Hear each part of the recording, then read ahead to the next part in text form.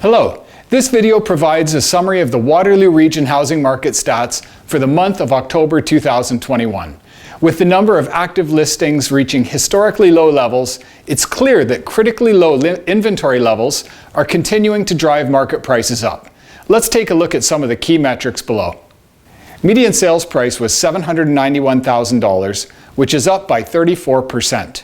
The average sales price per square foot was $472, which is up by 26.5%.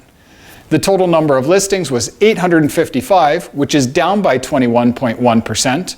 And the total number of sales was 815, which is also down, but by 13.2%. October sales prices were on the rise in nearly every segment of the market throughout the region.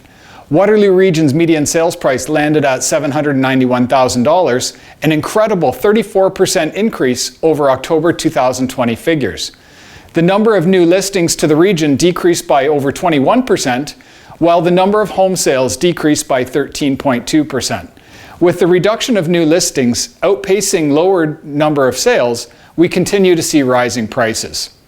With the sales to new listings ratio being over 80%, we're considered to be in a very hot seller's market. Buyers are feeling the heat with incredibly fierce competition, and sellers are reaping the rewards resulting from this competitive market.